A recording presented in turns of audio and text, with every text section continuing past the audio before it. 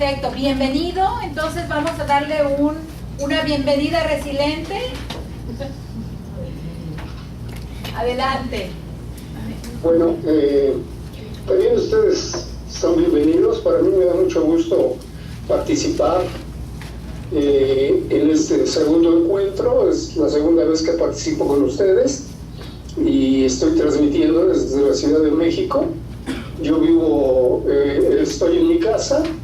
Yo vivo en el norte de la Ciudad de México, en una unidad habitacional que se llama Acueducto de Guadalupe. Está a un lado de un cerro desde donde se transmite la televisión, que se llama el Cerro del Chiquihuite.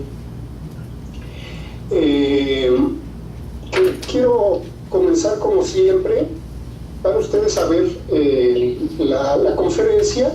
Les quiero advertir que he estado muy pendiente de las conferencias anteriores. He podido ver solo 3, la de Jesse, la de Fernando y la de Isabel. Son 4 entonces, y la de Jorge. Las otras conferencias no las he podido ver por desgracia. Me di cuenta, particularmente en la conferencia de Fernando, que los ejercicios que se hacen a través de este medio no resultan óptimos. O sea, no me gustaron el resultado que él obtuvo, entonces yo no voy a usar ejercicios, pero sí vamos a estar en una comunicación constante. Vamos a tratar de que haya una interacción entre ustedes y yo. ¿Estamos? Perfecto, muy bien. ¿Sí? Bien. Ustedes tienen seguramente, ya tienen la proyección. Sí, la tenemos. Bien, pasamos a la lámina 2.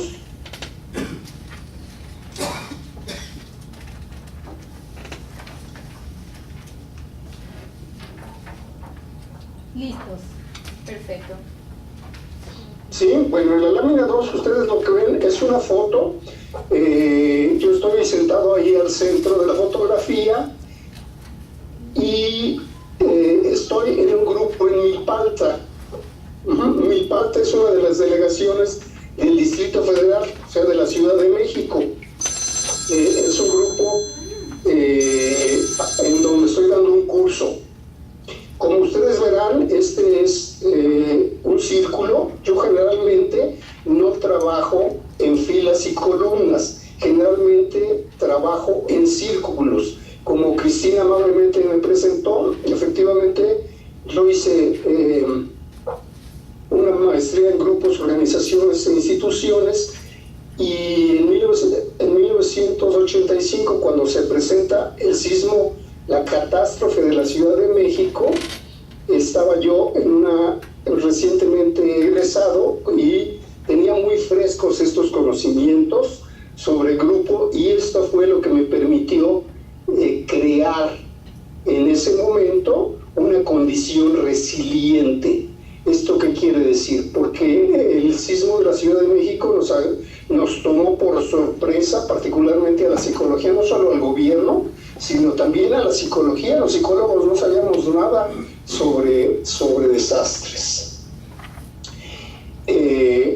Ahora ya afortunadamente las desgracias nos hacen resilientes, y entonces a partir de esto nosotros hemos podido desarrollar una cultura de los desastres.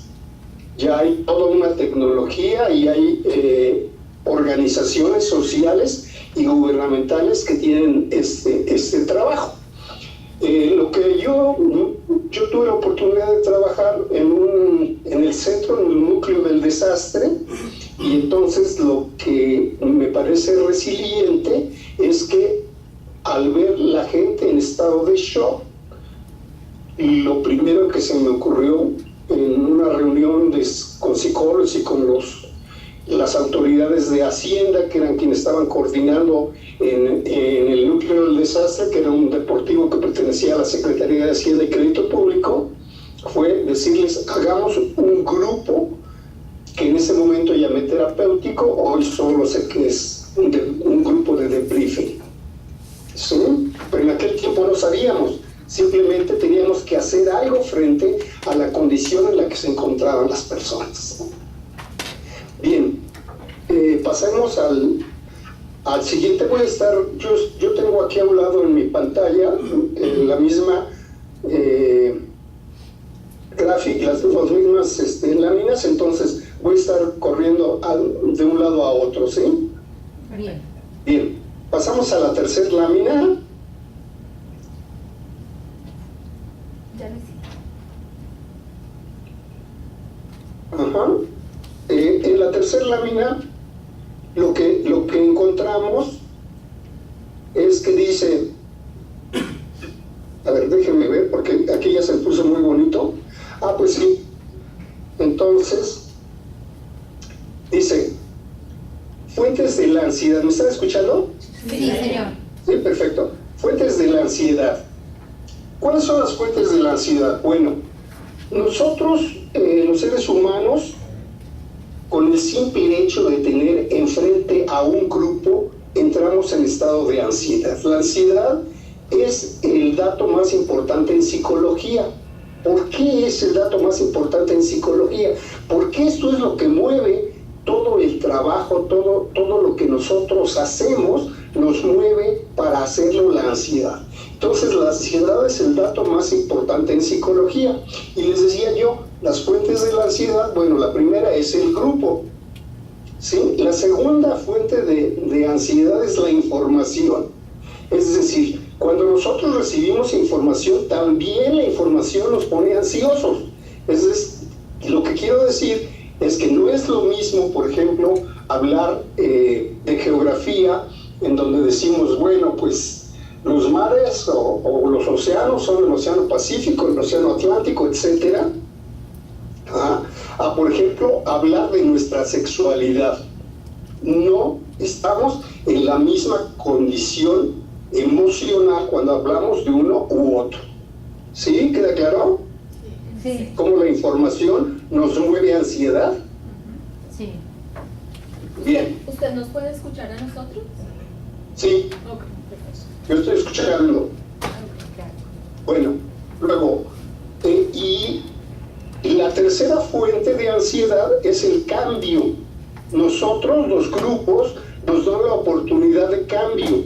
Luego, entonces, esta es una tercera fuente de ansiedad. Esas son las tres fuentes, o sea, el grupo mismo, la información y el cambio. Son las cosas que nos mueven la ansiedad. ¿Sí? El siguiente punto dice, ¿qué es la transferencia? Bueno, pues la transferencia es precisamente la ansiedad que nos produce la interacción con el otro. Nosotros, de inmediato, cuando tenemos interacción con otra persona, de inmediato echamos a andar nuestro cerebro y comenzamos a pensar cosas sobre él. ¿Sí? Y evidentemente, siendo esta interacción entre seres humanos que respondemos de maneras muy semejantes, aunque no iguales, pero sí semejantes, la contratransferencia es eso que nos pasa a nosotros cuando nosotros somos quienes tenemos el control. Estos conceptos son conceptos freudianos, y cuando nosotros somos los analistas, que puede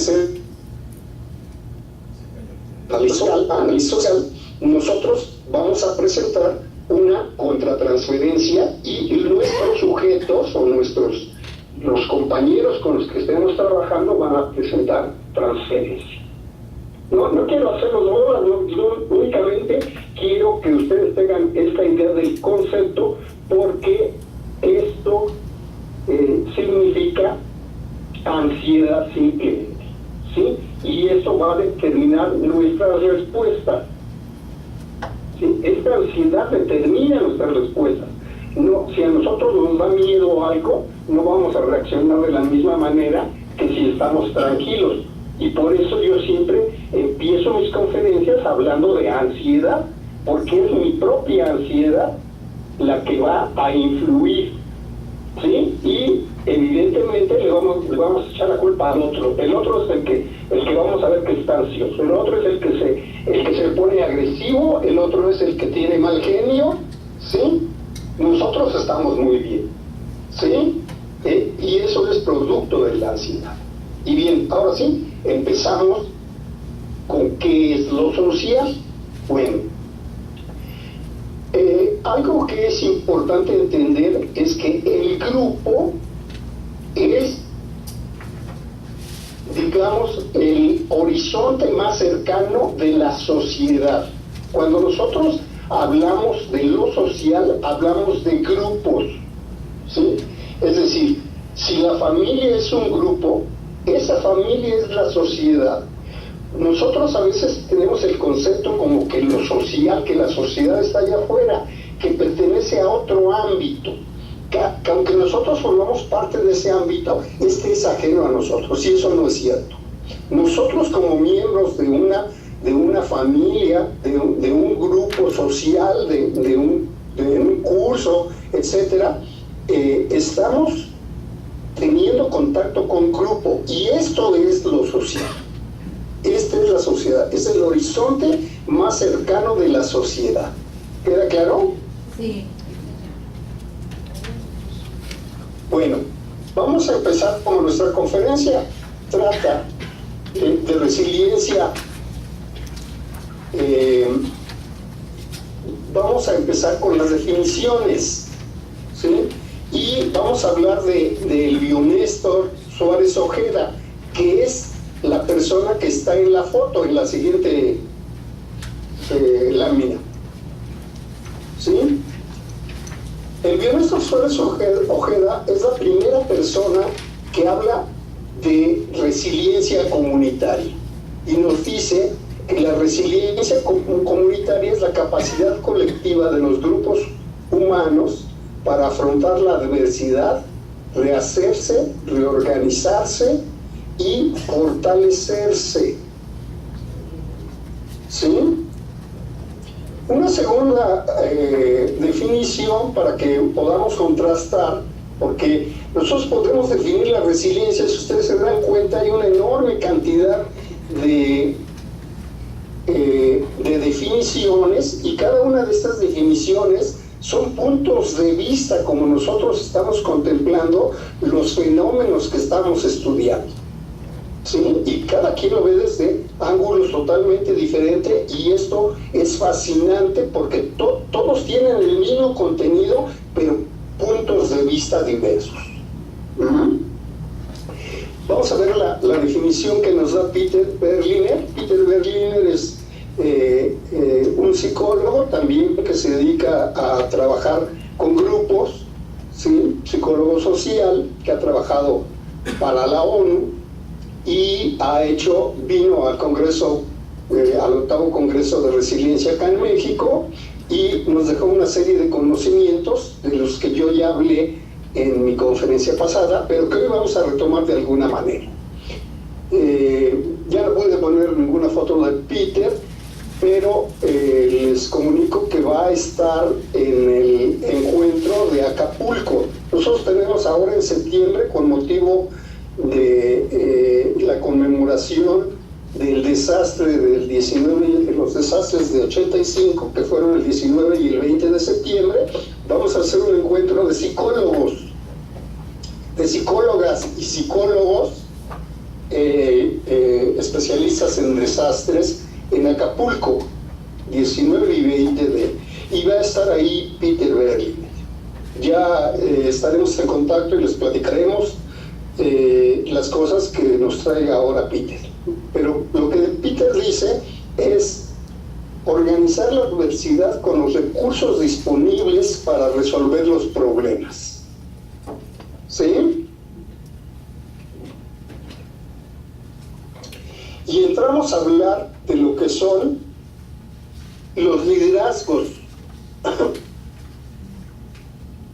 Los liderazgos en el grupo. Yo quiero decirles que todo grupo, para abordar las tareas, lo que hace es asumir liderazgos. ¿Qué cosa es un líder? Un líder, desde mi punto de vista, que facilite el trabajo que vamos a desarrollar, es aquella persona que es capaz de hacer oír o dirigir un grupo lo que el grupo desea escuchar.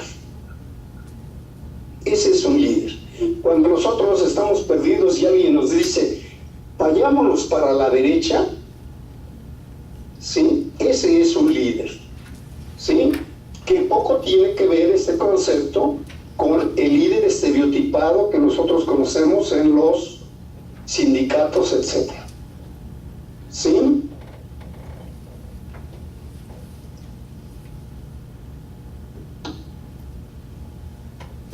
La apertura por empatía.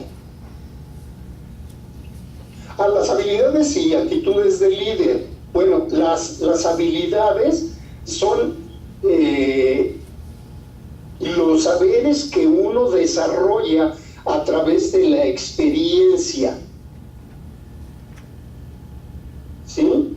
Un saber, los saberes tienen la peculiaridad que nosotros, quienes tenemos saberes, a veces incomodamos a la autoridad con nuestros saberes, porque son conocimientos que son pasados por el tamiz de la experiencia.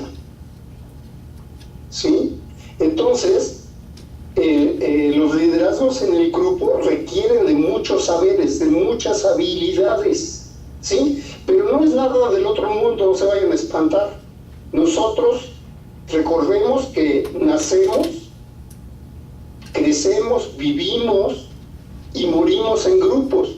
O sea, sabemos mucho práctico de grupo, aunque poco sepamos de teoría. Y de lo que se trata hoy es un poco de teorizar para entender mejor por qué se dan a veces fenómenos que nos parecen incomprensibles. Bueno, para coordinar un grupo, para estar al frente de un grupo, se requiere de saberes y de actitudes. La actitud es la manera como nosotros nos comportamos frente a los fenómenos que estamos enfrentando. La política que utilizamos en nuestra manera de ser. Y una de las cosas que nosotros tenemos que hacer cuando trabajamos con grupo es la apertura por empatía. ¿Qué quiere esto decir? Que nosotros tenemos que ponernos en los zapatos del otro, siempre entender qué cosa es lo que pasa, qué cosa es lo que está haciendo el otro, cómo se está sintiendo. Casi nosotros tenemos, por eso es tan importante la transferencia, porque el otro es nuestro espejo, nos va a decir qué cosa con sus gestos, con su mímica, nos va a decir qué cosa es lo que le está pasando. Yo les decía que en 1985, cuando yo veía a la gente en estado de shock, me daba cuenta que estaban en un estado, su mímica me estaba diciendo que estaban en un estado de estrés altísimo. Y como yo sabía que había aprendido en los grupos que el estrés se baja hablándolo, entonces era importante, por eso propuse que armáramos un grupo que en la actualidad es un modelo de descarga de estrés traumático que tengo patentado. Bien, un segundo aspecto es la equidad de género. La equidad de género es de suma importancia. Recordemos que en nuestras culturas no siempre hemos ponderado esta virtud, esta cualidad de la equidad de género. Durante mucho tiempo los hombres tuvimos muchos más privilegios, vivimos en una situación privilegiada frente a las mujeres, que nosotros mismos nos colocamos, ¿verdad? Bien, un tercer aspecto que tiene que tener el líder es la autoestima. que esto tiene que estar conectado con la autoestima colectiva que vamos a ver cuando ya entremos a los conceptos de resiliencia comunitaria. Pero en ese momento estamos hablando de la autoestima del líder. ¿Sí? Dice la autoestima, dos puntos, ¿sus qué? No, yo no puedo leerlo aquí. ¿Qué dice? Sus componentes. Exactamente. La autoestima, sus componentes. ¿Cuáles son los componentes de la autoestima? Bueno, la autoestima nace del autoconocimiento. Nosotros podemos engañar a todo el mundo, pero a los únicos que no podemos engañar es a nosotros mismos. Nosotros sabemos quiénes somos y eso nos da un autoconocimiento. ¿Sí? De ahí surge un autoconcepto. Nosotros tenemos un concepto de nosotros mismos.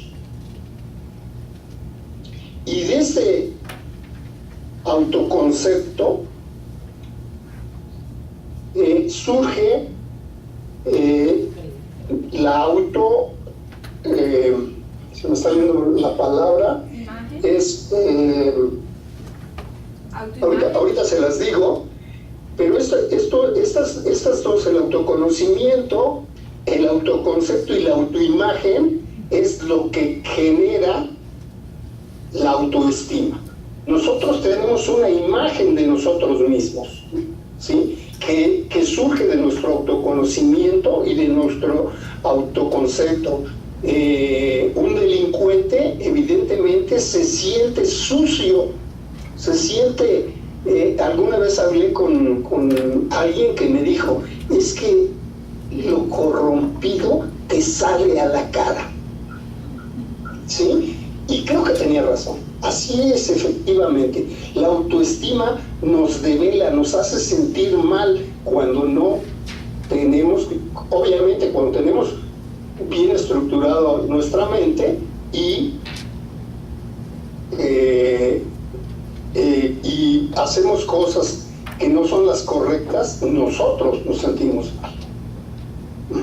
Entonces, esos son los tres componentes que hacen la autoestima.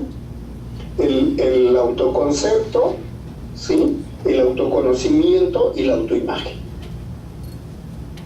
¿Sí? Y pasamos a los afectos. Nosotros recordemos que somos seres humanos. Cuando estamos coordinando un grupo somos una persona más, aunque seamos el líder. Nosotros somos una persona más y vamos a ser afectados por los demás. Y estos afectos nos van a hacer vivir cosas, como por ejemplo, cuando hacemos el liderazgo, cuando nosotros nos convertimos en líderes porque nos suenan campanitas, porque decimos, yo sé llegar, yo te llevo. Eso es un liderazgo y eso me sonó cuando yo te sentí desorientado. Inmediatamente yo te digo cómo es, yo te enseño. Eso es liderazgo, ¿sí? Pero esos liderazgos van a generar competencia. Recordemos que estamos en grupos de seres humanos y van a generar otros liderazgos, van a generar competencia, va a generar envidia, el líder, va a generar rivalidad y va a generar transferencia. Y ahora sí pasamos a los pilares de la resiliencia, de lo que hace un momento me decía Cristina que estaban hablando, ¿no? El primer pilar de la resiliencia es la autoestima colectiva. El segundo pilar, la identidad cultural. Tercer pilar, humor social. Cuarto pilar, adecuada gestión gubernamental. Y quinto pilar, la espiritualidad. La autoestima colectiva es aquello que está alrededor de nosotros, que nos hace sentir bien, que introyectamos en nosotros, que conocemos nuestra ciudad, nuestros edificios, nuestra casa, nuestros jardines, nuestros libros, nuestros conocimientos, todas esas cosas hacen la autoestima colectiva.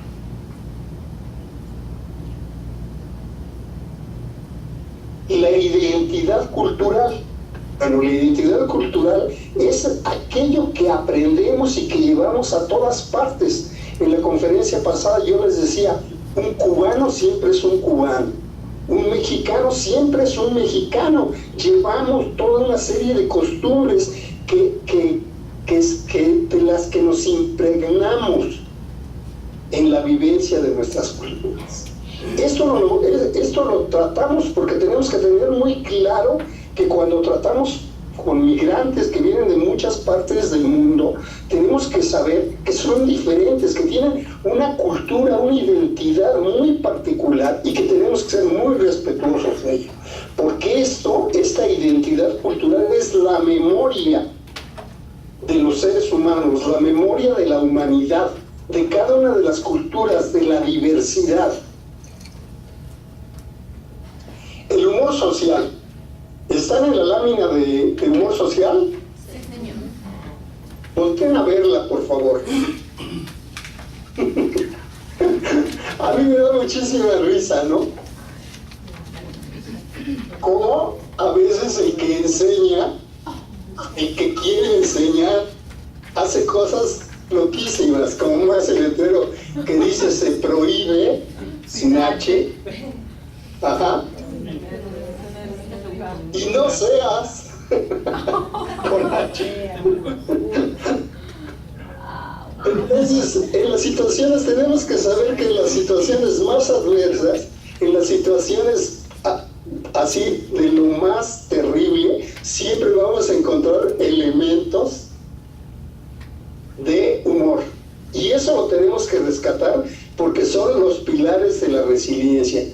Recordemos que Sigmund Freud nos dice en el chiste y su relación con el inconsciente que esto es como una válvula. Cuando aparece el humor, lo abrimos y baja la tensión. La adecuada gestión gubernamental. Únicamente les puse aquí este esquema, no tiene ningún sentido, aunque lo tenga desde luego, pero lo que estoy explicando es la gestión gubernamental. Y tenemos que saber muy claro que el gobierno es quien detenta los recursos de la nación, y cuando hablamos de nación, que se entienda claro que nación significa las personas que convivimos en el territorio, en el estado.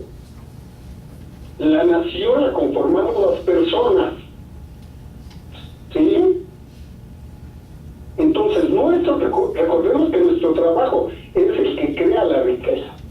Entonces, el gobierno es quien detenta los recursos y a él tendremos que demandarle esos recursos. ¿Correcto? Sí. Y por último, la espiritualidad, que no tiene nada que ver con religión, siempre me gusta puntualizarlo, sino que es la reconstrucción del mundo después del caos. ¿Sí? Cómo juega un papel muy importante la resiliencia, nos reponemos y volvemos a reconstruir de una manera nueva, reorganizada, diferente. Recordemos que espiritualidad es una forma de profundizar en la realidad. ¿Sí? Bueno, y ahora vamos a pasar a los antipilares de la resiliencia. El malinchismo, todo el mundo conoce el episodio de la historia mexicana de la Malinche, ¿verdad? ¿Alguien no lo conoce? No, la mayoría no lo conocemos. La mayoría no conoce qué cosa. Bueno, la Malinche es una india que es regalada al conquistador de México, que es Hernán Cortés. Esta india era una india educada que sabía hablar náhuatl y maya. Y casualmente en la conquista en México había habido unos náufragos españoles previos a la expedición de Cortés, que habían aprendido, que habían sido náufragos, se habían quedado ya en la cultura maya y habían aprendido maya. Entonces Cortés tiene la oportunidad de tener traducción con los indígenas a través de estos traductores. Finalmente, la Malinche, Malitzin o Marina, que después la bautizan como Marina, termina siendo la pareja de Cortés, que hace la traducción. Ella hace la traducción del náhuatl al maya, y para comunicarse con Moctezuma, la Malinche traducía al maya y el español traducía del maya al español, y así Cortés podía entender lo que decía Moctezuma. Y como decía, termina Malín siendo la pareja de Cortés, y entonces termina siendo denigrada por los mexicanos. No la queremos. Entonces decimos que es malinchista toda persona que le sirve al extranjero. Eso es lo que es el malinchismo. El fatalismo es una actitud pasiva frente a la fatalidad. ¿Sí? El autoritarismo, que es la dictadura que impide la aparición de lo alternativo.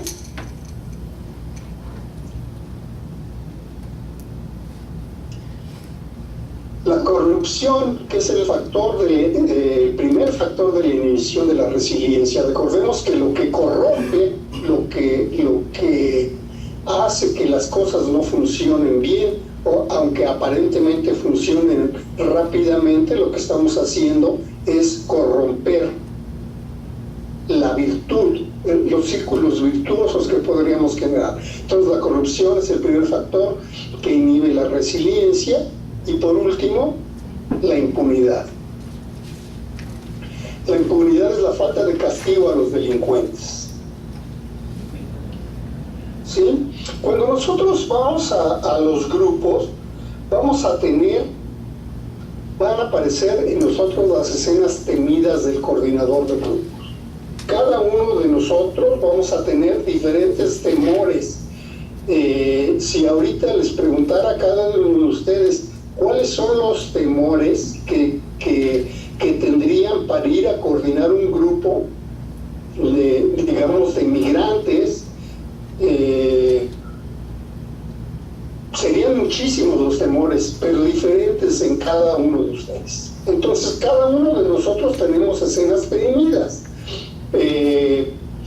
Yo puse aquí un ejemplo de un psicólogo inexperto que en el albergue en 1985, al escuchar todas las cosas que los damnificados nos decían, porque imagínense la gente en estado de shock, lo que dice después de haber vivido, de haber tenido la vivencia de la adversidad en su máxima intensidad, ¿no? Tienen mucho que decir, tienen necesidad de hablar, y entonces nos espanta, nos asusta eso. Y entonces el psicólogo, el experto, fue y me dijo, era un jovencito que había ido enviado por la universidad, y me decía, oye, necesitamos traer aquí a psiquiatras, ¿no? Entonces siempre me da mucha risa porque tenía unos abogados, amigos, que siempre cuando los casos eran muy difíciles decían, no, yo creo que ahora sí tenemos que traer a alguien que sí sepan, así como que nosotros no sabemos, ¿no? Igual este psicólogo, el experto, frente al miedo que le produce todo eso, no, pues ahora sí vamos a traer a alguien que sí sepa, ¿no? Y es el psiquiatra. Y pues no, nosotros somos quienes tenemos que enfrentar, como estábamos hablando hace un momento, con nuestros propios liderazgos, con nuestras propias iniciativas, todo esto, nuestros propios miedos. Recordemos que el hombre es el enemigo del hombre, pero el hombre mismo, nosotros mismos somos nuestros propios enemigos por los miedos que nos producen, que tenemos internos, y que a veces nos producen respuestas verdaderamente esquizofrenizantes.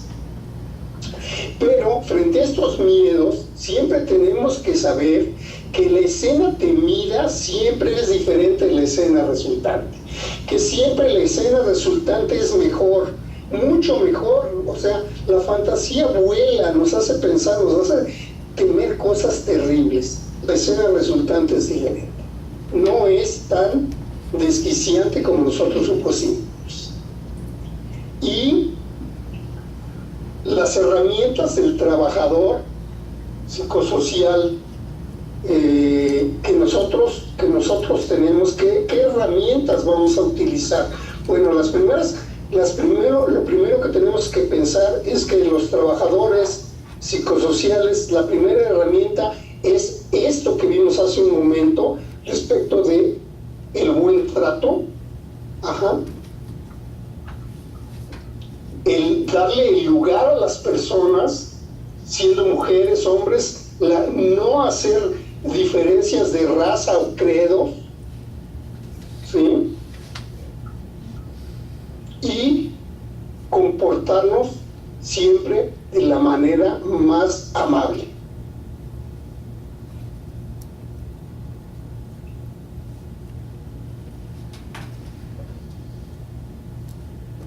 Nuestros saberes, eso es muy importante.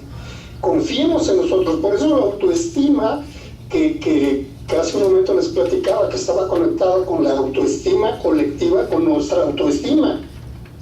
Nosotros tenemos que coincidir, saber que lo que sabemos es valioso, saber que nosotros somos valiosos, ¿sí? Nosotros siempre tenemos que pensar por qué somos valiosos. Tenemos que hacer un ejercicio de por qué somos valiosos, hablar, escribir y decir, soy valioso porque puedo hacer esto, porque sé esto, porque puedo enseñar, etc. Bueno, pero esto no significa que nosotros seamos invulnerables, de ninguna manera. Nosotros tenemos que tomar medidas preventivas cuando vamos a hacer un trabajo con grupos, ¿no?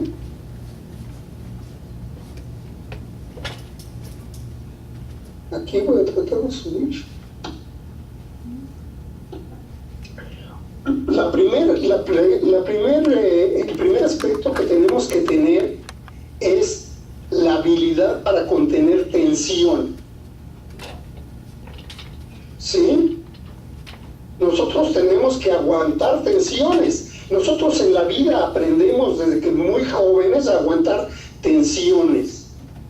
Entonces tenemos que hacer uso de esa experiencia, tener la convicción de que somos capaces de aguantar tensiones. 2, siempre trabajar en pareja, en co-debriefers, ¿sí? Con experiencia, que la gente tenga experiencia, saber confiar en la experiencia y en el expertise del otro. Siempre buscar que la gente vaya ganando experiencia. Recordemos que la gente no nace sabiendo y que lo que produce los saberes es la experiencia. Entonces tenemos que exponernos a estas experiencias. ¿Y cómo logramos hacer eso? Bueno, pues a través de lecturas previas sobre el tópico especializado. Es decir, leer sobre grupos, sobre violación, sobre abuso, sobre tortura, sobre secuestro, sobre desaparición forzada, etc. Porque los migrantes eso es lo que van a llevar. Ahorita vamos a ver cuáles son las características que vamos a encontrar en los migrantes. La interacción con el sobreviviente de migración. Bueno, la primera cosa que tenemos que saber es que este sujeto que llega migrante va a tener una enorme culpa, va a tener vergüenza y va a tener humillación. Y va a estar trabajando siempre un proceso de duelo. Que el duelo pasa por 4 etapas. Que si ustedes ven las iniciales después de la palabra duelo, dice negación, agresión, depresión y aceptación, las iniciales dicen nada. ¿Ya se dieron cuenta? Que son las 4 características del duelo. Al principio negamos, no va a pasar nada, voy con seres humanos, aunque me discriminen, me maltraten, me humillen, yo puedo aguantar. ¿No es cierto? Sí. Nos va a afectar, y muy seriamente. Y eso va a producir respuestas en mí. Y va a aparecer la agresión. Pero cuidado, porque la agresión no va a ser contra el agresor, sino que muchas veces esta agresión la revertimos contra nosotros mismos. Por eso nos encontramos gente que se mutila, que se muerde las uñas, por ejemplo. ¿Se acuerdan que estábamos hablando de ansiedad? Eso nos está hablando del nivel alto de ansiedad que están trabajando. La onicofagia es uno de los síntomas de ansiedad. Onicofagia, comerse las uñas. Ajá. Después va a aparecer la depresión, que tiene una íntima relación con la culpa. Porque vamos a recordar, sí, ya me vine, ya estoy acá. ¿Por qué me vine? ¿Para qué me vine? ¿Por qué haberme quedado? Y a lo mejor me iba mejor allá. Pero finalmente esta es una de las etapas del duelo y va a llegar, pasado este último periodo, la aceptación. Pero también nos vamos a encontrar con personas que van a estar con una alta ansiedad por estrés traumático. E incluso personas que estén en estado de trastorno por estrés postraumático. O sea, tenemos que tener mucha atención en la gente con la que vamos a trabajar. Recordemos que no estamos trabajando con seres humanos que tienen una historia, digamos, tranquilita, sino que son seres humanos que vienen viviendo en una condición de lucha contra la adversidad.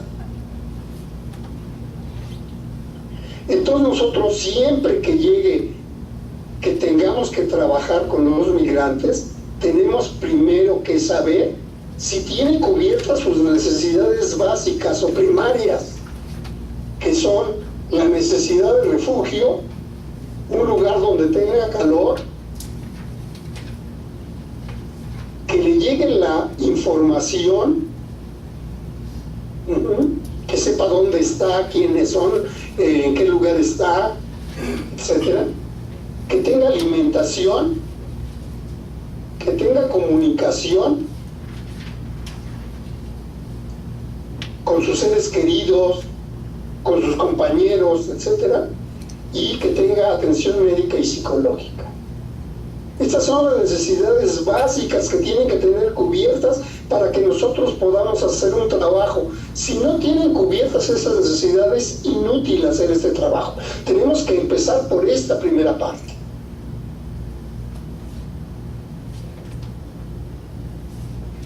¿Y cómo vamos a promover la resiliencia? Bueno, la primera cosa que tenemos que saber es que los grupos solo se comunican con grupos. Hace un momento, cuando vimos el escudo protector, hablamos de que teníamos que trabajar en grupo. La regla de oro dice que grupo es más que uno. ¿Sí? O sea, cuando hablamos de grupo, hablamos de más de uno. Con dos es grupo. ¿Sí? ¿Queda claro? Sí.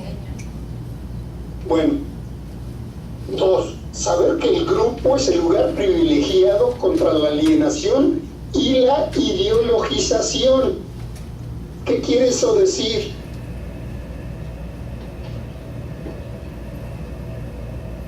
Que el grupo nos va a permitir revelar, analizar qué cosa es lo que está pasando en nuestra realidad.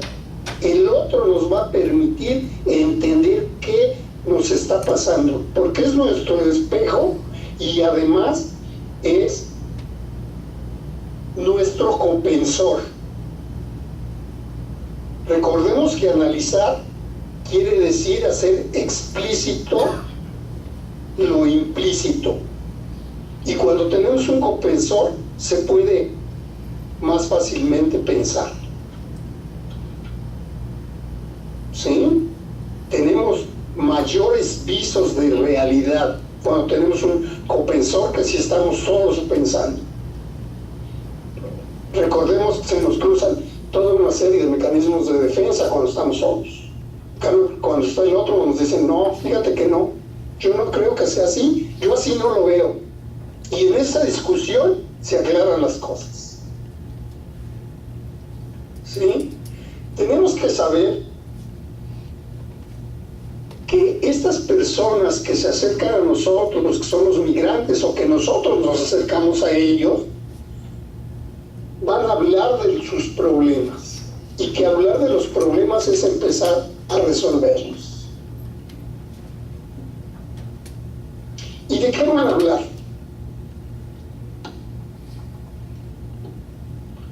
Bueno, pues van a hablar de lo que han vivido. Y han vivido una situación de adversidad que los ha hecho violentos a ellos mismos. Van a encontrar drogadicción, van a encontrar personas violadas y personas que han tenido abuso, personas que han sido marginadas o excluidas, y sobre todo van a encontrar una narrativa traumática. Siempre quien tiene trauma es la lesión, la herida que nos produce un evento traumático. El haber vivido un incidente crítico. Recordemos que ellos viven en el viaje, en toda esta circunstancia, en vivir en un país ajeno, con otra lengua, etcétera, etcétera. Viven en una condición de adversidad muy difícil, muy cuesta arriba. Entonces siempre van a estar en una situación adversa. Pero recordemos que esto es lo que nos motiva a transformarla. Esto nos fortalece. Por eso la resiliencia es tan importante. Y que nuestra obligación es hacer que del evento traumático se produzca la narración estructurada.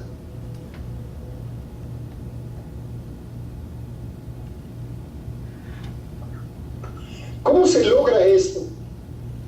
Bueno, con trabajo grupal.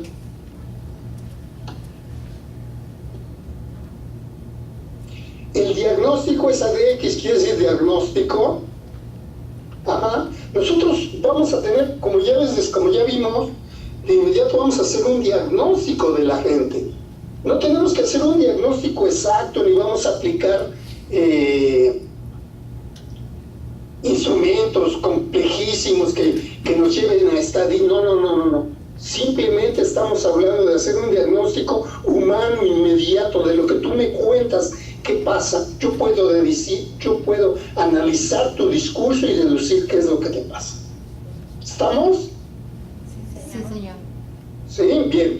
Entonces, una vez que ya tenemos el diagnóstico, lo que tenemos que hacer es que ellos nos cuenten cuáles son sus visiones, cuáles son sus momentos felices en familia, cuáles son sus imágenes y deseos de futuro. ¿Qué quieren? ¿Qué les gustaría hacer? ¿Por qué se fueron?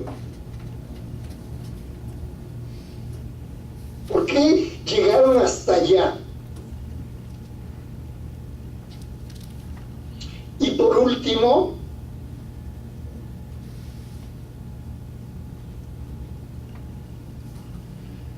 debemos de saber, hace un momento yo decía que el compensor nos permite aprender más. El grupo, imagínense, si no tenemos solo un compensor, sino que tenemos muchos, entonces eso es lo que se llama reflexión colectiva, pero hay que aprender a escuchar. a escuchar al otro, darle valor, saber que lo que dice el otro es muy importante, no solo el líder, sino el otro, sea quien sea, el del más humilde vamos a aprender cosas, nos va a decir cosas importantes, nos va a hacer reflexionar. Con el simple hecho de decir me estoy sintiendo mal, ya nos está diciendo algo muy importante. Me estoy sintiendo mal en este grupo, nos está diciendo algo muy importante. ¿Se dan cuenta? Bueno, de esta reflexión colectiva es donde se puede crear. Por eso decía yo que el grupo es la desalienación, la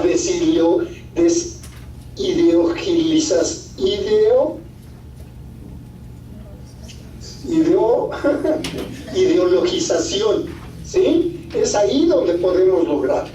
Entonces ahí es donde vamos a hacer la estrategia para alcanzar estos deseos de futuro, cómo ellos quieren ser. Entonces la estrategia es el método, la técnica, el camino que va a seguir para lograr alcanzar esos deseos de futuro. Y tenemos que ayudarlos a crear un plan, una planeación estratégica para alcanzar estos deseos de futuro. Y esto es grupo y es igual a cambio.